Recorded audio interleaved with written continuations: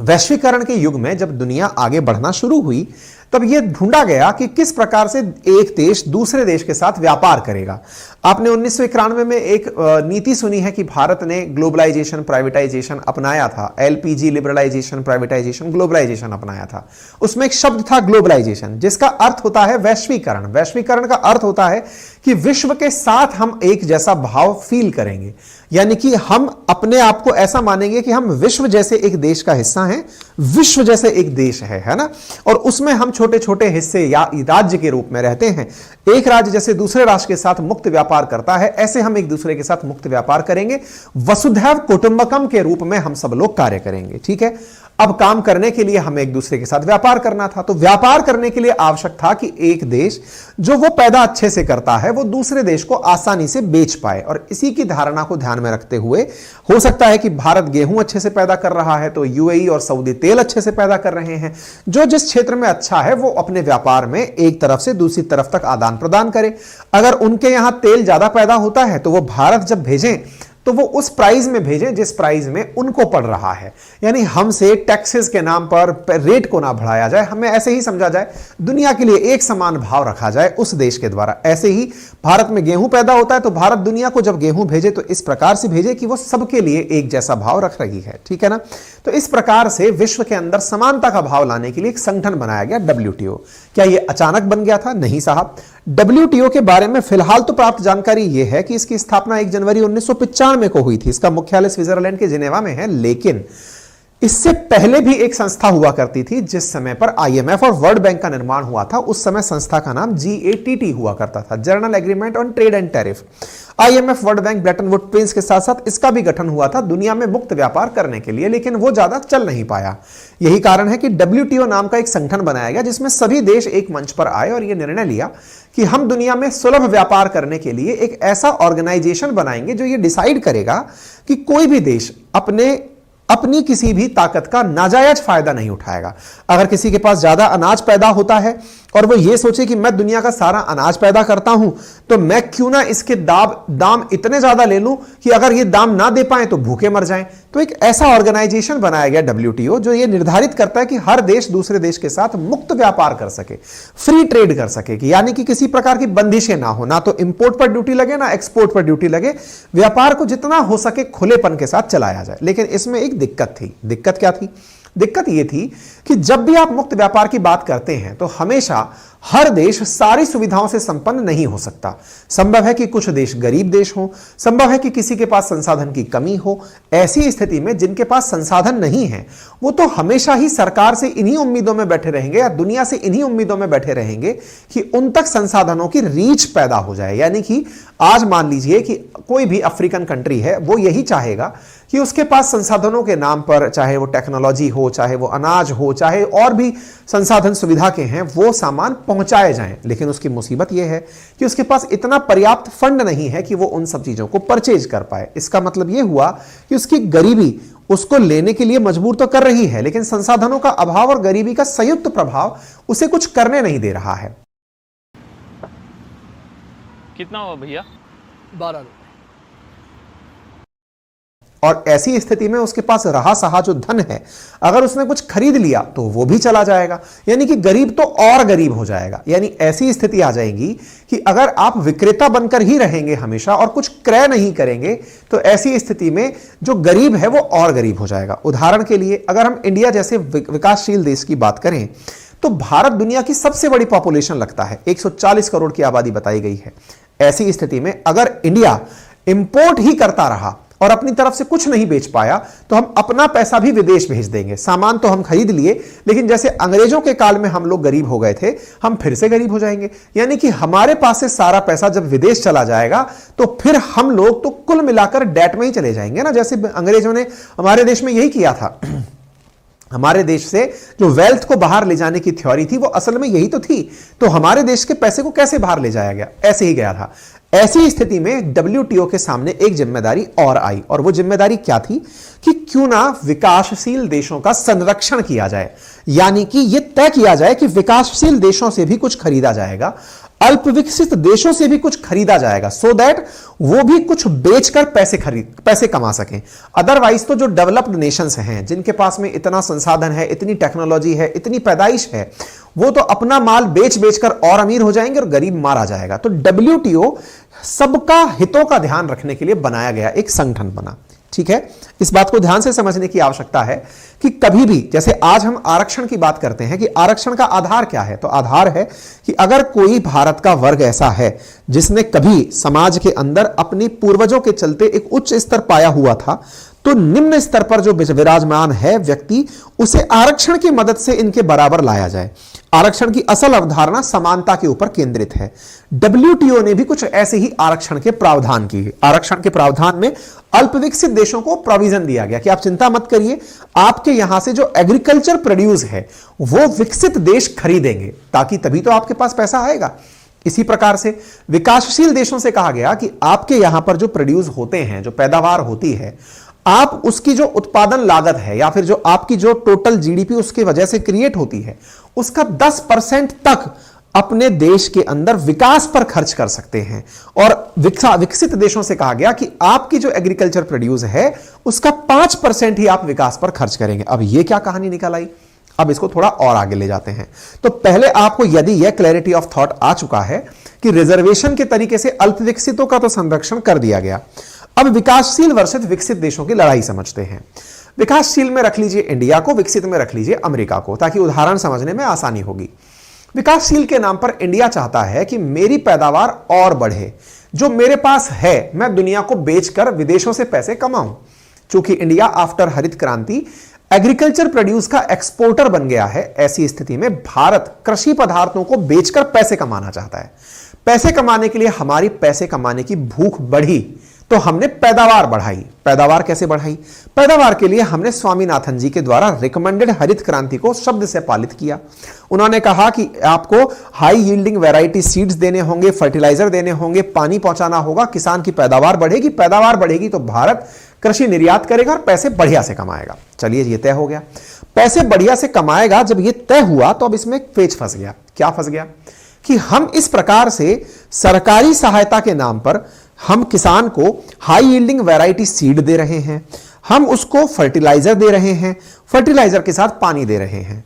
विकसित देशों ने कहा ऐसे करने लगे अगर आप तो पूरे व्यापार के ऊपर मोनोपोली कर लेंगे। मोनोपोली से ही तो बचाने के लिए WTO बना है। अगर भारत भी ऐसे करने लगा, अपनी डेवलपमेंट को आगे बढ़ाता हुआ ले गया और ले जाकर उसने ऐसा सिस्टम क्रिएट कर दिया कि भाई मैं तो पैदा करके कृषि सस्ते दामों पर दुनिया में बेचूंगा, दुनिया में कोई और खड़ा ही नहीं हो पाएगा, तो फिर WTO के देशों ने हमारे खिलाफ विरोध प्रदर्शन करना शुरू किया कि साहब ऐसे नहीं चलेगा, आप पैदा सस्ते मालों में। तो भारत ने कहा हम गलत क्या कर रहे हैं साहब? बोले आप अपने किसानों को सहायता दे रहे हैं। बोले कैसी सहायता? बोले फर्टिलाइजर की बोरी अगर 3000 की पड़ रही है, आप उसको 1500 की दे रहे हो, आप उसे सब्सिडी दे रहे हो। आपने फर्टिलाइजर के साथ साथ उसको किसान को अपनी तरफ से जेब में पैसा भी दे दिया। जो वो बेचने आया तो आपने उसको महंगे दाम पर भी खरीद लिया, आप उसको सब्सिडी दे रहे हो। सरकार ने कहा सब्सिडी दे रहे हैं का मतलब क्या हुआ? बोले आप उसकी लागत को उसके जेब पर कम पड़ने दे रहे हो ताकि वो आसानी से इसे और ज्यादा पैदा करे, और आप उस पैदावार को लेकर दुनिया का व्यापार बिगाड़ रहे हो। भारत ने कहा, दुनिया के देशों ने कहा कि थोड़ा क्लियर कर दीजिए ना, कहना क्या चाहते हो? बोले देखो 3 तरह की सब्सिडीज अलाउड हैं, सहायता 3 प्रकार की किसानों को अलाउड है। एक का नाम ग्रीन बॉक्स है, एक का नाम अंबर बॉक्स है और एक का नाम ब्लू बॉक्स है। ग्रीन बॉक्स सब्सिडी वो हैं जैसे कि आपने रिसर्च पर पैसा खर्च किया, जैसे कि आपने पानी के नालों पर पैसा खर्च किया, जिसको आप कर सकते हैं, इस पर कोई लिमिट नहीं है। कोई भी सरकार कितना भी इस पर पैसा खर्च करे उसे ट्रेड डिस्टॉर्टिंग नहीं माना जाएगा। यह नहीं माना जाएगा कि यह सरकार पैदावार इसलिए कर रही है क्योंकि दुनिया का व्यापार बिगाड़ना चाहती है। तो बोले ये तो अलाउड है। दूसरा रखा अंबर बॉक्स सब्सिडी। अंबर बॉक्स सब्सिडी में कहा गया कि यह वो सब्सिडी है जिसकी लिमिट सेट है, मतलब आप किसानों को सहायता अगर देना चाहते हो तो इसकी एक लिमिट है जिसकी पालना करनी होगी। बोले क्या लिमिट है? बोले लिमिट यह है कि आप अपने कुल प्रोड्यूस का, जैसे मान लीजिए 1000 करोड़ की आपने पैदावार करी है, तो उसमें से आपको केवल 10% ही आप अपने किसानों को सब्सिडी में दे सकते हो, यानी कि आप 100 करोड़ रुपए ही निकालकर किसानों को सब्सिडाइज कर सकते हो। बोले जैसे जैसे मान लीजिए एमएसपी के ऊपर आपने पैसे दिए, या फिर आपने फर्टिलाइजर पर सब्सिडी दी, या केरोसिन पर सब्सिडी दी। बोले इस प्रकार की जो चीजें हैं जो डायरेक्ट लाभ पहुंचा रही है किसान को, वो आप नियमित करके 10% तक ही दे सकते हो। और हां, विकसित देश जो कि पहले से प्रभावशाली पैसे वाले हैं, जिनके पास देने के लिए बहुत कुछ है, वो अपने किसानों को केवल 5% तक ही अपने एग्रीकल्चर प्रोड्यूस का धन दे पाएंगे। बोले ये चीज हो गई। और तीसरी ब्लू बॉक्स, जो कि स्पेशल कंडीशंस अप्लाई करके किसानों को पैदा ना करने के लिए दिया गया धन है, उसको आप हटा दीजिए। तो फिलहाल अंबर बॉक्स पर कहानी टिकती है। इसका मतलब यह हुआ कि अगर आज भारत सरकार किसानों को अपनी तरफ से कोई मदद देना चाहती है, तो डब्ल्यूटीओ के क्लॉज में वो अंबर बॉक्स में आकर फंस जाती है, क्योंकि अंबर बॉक्स के तहत डब्ल्यूटीओ ने भारत पर पाबंदी लगा रखी है कि वो कुल प्रोड्यूस का 10% ही किसानों की मदद पर खर्च कर सकती है। आज जब भारत के किसान सड़कों पर निकल कर आए हैं, विशेष रूप से पंजाब, हरियाणा, उत्तर भारत से चले हुए जो किसान आए हुए हैं, इन किसानों की प्रमुख मांग में एमएसपी है। एमएसपी बोले तो न्यूनतम समर्थन मूल्य, जिसका मतलब हुआ कि किसानों को यह सुनिश्चित करा दीजिए कि हम इतना पैसा आपकी फसल पैदा होने पर देंगे ही देंगे। जिन्हें यह नहीं पता न्यूनतम समर्थन मूल्य क्या है, उसके आसान भाषा में ऐसे समझिए कि किसान ने XYZ वस्तु प्रोड्यूस की है, उस प्रोड्यूस की हुई वस्तु को खरीदने की गारंटी सरकार कर दे। आप पैदा करो, मैं खरीद कर रहूंगा और इतने से कम पर नहीं बिकने दूंगा। उदाहरण के लिए भारत सरकार वर्तमान में 23 फसलों के ऊपर एमएसपी देती है, जिनमें गेहूं चावल शामिल है। कि गेहूं अगर बिकने आया, सरकार ने कह दिया कि मैं 2200 रुपए क्विंटल में खरीदूंगा ही खरीदूंगा। तो ऐसी स्थिति के अंदर किसान की अब यह सुनिश्चित हो चुका है कि वो अगर किसी को भी बेचता है तो 2200 से कम में तो नहीं बेचेगा। इससे उसकी प्राइस फिक्स होती है। प्राइस फिक्स होती है तो किसान को यह फायदा होता है कि कल को उसे डर नहीं रहेगा। फिर सवाल बनता है, सर जब ऑलरेडी एमएसपी देने की बात की हुई है तो फिर किसान प्रोटेस्ट क्यों कर रहा है? किसान चाहता है कि इस एमएसपी के ऊपर कानून बनाया जाए। कानून का मतलब लीगलाइज किया जाए इस बात को कि उसे लिखित रूप से एमएसपी मिलकर रहेगी। पर बोले सर एमएसपी के ऊपर लीगल कैसे हो सकता है? कोई कानूनी रूप से यह कैसे कह सकता है कि एमएसपी दी जाएगी? अरे सरकार तो बहुत सारी चीजें कानून में कहती है, क्यों नहीं इसके बारे में कह दे? सर नहीं कह सकती। क्यों नहीं कह सकती? क्योंकि डब्ल्यूटीओ ने पाबंदी लगा रखी है देश के ऊपर। क्योंकि अगर आप दुनिया में चाहते हैं कि व्यापार ऐसा हो कि आपके यहां से भी सामान दुनिया के देश खरीदें और आप भी दुनिया से सामान खरीदें, तो आपको शर्तें माननी पड़ेंगी। क्योंकि दुनिया को आपने एलपीजी मान करके वैश्वीकरण में आप ही शामिल हुए थे। आप ही ने कहा था कि हम विश्व के व्यापार में सहयोगी होना चाहते हैं।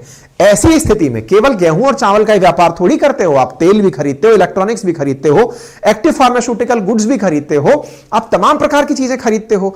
ऐसे तो आप किस किस चीज के लिए लड़ाई लड़ने निकलेंगे? तो बोले ठीक है। तो इसका मतलब यह हुआ कि अगर किसान कानूनी रूप से चाहता है कि उसको एमएसपी की गारंटी दी जाए, तो उसमें अड़चन सबसे बड़ी क्या है? उसमें अड़चन है डब्ल्यूटीओ का भारत मेंबर है। डब्ल्यूटीओ का भारत मेंबर क्यों है? क्योंकि भारत की मजबूरी है, क्योंकि भारत को बहुत से सामान खरीदने होते हैं और बहुत से सामान दुनिया में बेचने होते हैं। केवल हम कृषि उत्पाद ही नहीं बेचते, हम टेक्नोलॉजी भी एक्सपोर्ट करते हैं, दवाएं भी एक्सपोर्ट करते हैं, हम जेम्स एंड ज्वेलरी भी एक्सपोर्ट करते हैं। ऐसी स्थिति में हमारे अगर हर गुड्स को अगर हमने डब्ल्यूटीओ से बाहर निकलने की मशक्कत की, तो संभव है कि दुनिया का देश कोई उसको खरीदेगा ही नहीं। वो कहेगा तुम तुम्हारे हितों के रखवाले हो, तुमको लगता है कि तुम्हारे हित में है तो तुमने कर लिया, नहीं तो नहीं किया। इसका मतलब फिर यह हुआ कि एमएसपी जो हम चाहते हैं, किसान जो हमारे चाहते हैं, सरकार वो दे नहीं सकती कानूनी रूप से, बिकॉज उसको डब्ल्यूटीओ अड़जा के बैठा हुआ है। इसलिए किसानों ने डिमांड क्या करी कि अब डब्ल्यूटीओ की मेंबरशिप छोड़ दो। तो अब बड़ा सवाल यह उठता है कि क्या केवल कृषि के लिए भारत अपने अन्य सभी सेक्टर्स को, चाहे वो मेडिसिन हो, चाहे वो इलेक्ट्रॉनिक गैजेट्स हो, चाहे व्हीकल यानी ऑटोमोबाइल सेक्टर हो, चाहे मोबाइल सेक्टर हो, चाहे कपड़ा उद्योग हो, चाहे जूट उद्योग हो, चाहे जेम्स एंड ज्वेलरी उद्योग हो, इन सारे उद्योगों को कॉम्प्रोमाइज कर पाएगी? ये बड़ा सवाल बनता है, क्योंकि डब्ल्यूटीओ सभी देशों को एक साथ लेकर चलने की बात करता है। तो संभवतया डब्ल्यूटीओ से निकलने की डिमांड भारत क्यों करता है, यह समझ में आया हो। वो मतलब किसान डिमांड क्यों करते हैं, भारत क्यों नहीं निकल पाता, यह समझ में आया। एक बड़ा सवाल और इसमें बचा रह जाता है, सर भारत ने इसका कोई बाईपास नहीं निकाला हुआ है क्या? निकाला हुआ है। भारत ने इसका बाईपास निकाला हुआ है एक पीस क्लॉज के नाम पर। पीस क्लॉज क्या है? 2013 में डब्ल्यूटीओ की बैठक में यह डिसाइड किया गया कि भारत जैसे देश जिन्होंने भुखमरी का सामना किया है, आपको याद होगा वो दशक जिस समय पर भारत के अंदर जय जवान जय किसान का नारा दिया गया था। हमारे पास में एक वक्त का ही भोजन था, यानी हम एक समय खाना खा सकते थे, इतना ही सरवाइव करने का हमारी आर्थिक स्थिति थी। उस समय भारत के तत्कालीन प्रधानमंत्री लाल बहादुर शास्त्री जी ने, चूंकि भारत युद्ध लड़ रहा था पाकिस्तान के साथ, तो उस समय किसानों को मोटिवेट किया था कि आप किसानों को, देशवासियों को मोटिवेट किया कि आप अपने एक समय का खाना जवानों को भेजो ताकि वो बॉर्डर पर जाकर लड़ सके। और उसी समय फिर हरित क्रांति के लिए स्वामीनाथन जी को बुलाया गया कि आप कुछ आइडिया लगाइए। कृषि वैज्ञानिक थे, नॉर्मन बोरलॉग के साथ काम किया था, तो बोले आप आइडिया लगाइए कैसे देश को इससे बाहर निकाला जाए। तो उन्होंने कहा कि हमें कुछ टारगेटेड काम करना होगा, हम किसानों की पैदावार बढ़ा सकते हैं। तो बोले फिर ऐसी स्थिति में भारत जगह जाकर क्या बोलता है, देखो दुनिया में भारत बोलता है कि हमने अपने देश की भूख की सुरक्षा के लिए ये वाला जो सब्सिडी वाला सिस्टम है वो चलाया हुआ है। तो ऐसी स्थिति में डब्ल्यूटीओ ने कृषि उत्पादों के मामले में एक पीस क्लॉज 2013 में जारी किया, जिसमें यह कहा कि यदि कोई देश अपने यहां की खाद्य आवश्यकताओं की पूर्ति के लिए सब्सिडी देता है तो उसे दी जानी चाहिए। लेकिन मुसीबत क्या है, जब रशिया यूक्रेन कॉन्फ्लिक्ट हुआ, दुनिया के अंदर अनाज का संकट उत्पन्न हुआ, तो भारत ने बड़ी मात्रा में एग्रीकल्चर प्रोड्यूस दुनिया को सस्ते दामों में एक्सपोर्ट किया। भाई भूखा मरने के लिए कैसे छोड़ सकते हैं हम? जब तो हम बोलते हैं कि विश्व एक परिवार की तरह है, और जब विश्व परिवार की तरह है तो हम विश्व के लोगों को भूखा कैसे छोड़ दें? तो यह मुसीबत बनकर आ गई। तो मुसीबत बनकर आई तो भारत ने सहयोग किया, लेकिन दुनिया ने क्या कहा, देखो इन्होंने एक्सपोर्ट करके पैसे कमा लिए। हमने अपने देश में अपनी देश की आबादी के लगभग 2 साल के लिए अनाज को सुरक्षित रखा हुआ है कि हम अगर 2 साल तक पैदा नहीं कर पाए तो भी हम अपने एफसीआई के गोडाउन्स में भरे हुए अनाज से 2 साल तक अपने देश की भूख को मिटा सकते हैं। लेकिन जब आवश्यकता पड़ी तो हमने एक्सपोर्ट करके लोगों को अनाज भेजा। दुनिया ने कहा देखो ये तो व्यापार कर रहे हैं, तो बोले पीस क्लॉज इन पर लागू ही नहीं होता, ये तो खुद की सुरक्षा के नाम पर जो पैसा लेकर बैठे थे उसी से बेचकर पैसा कमा रहे हैं। तो बोले इनको घसीटा जाए।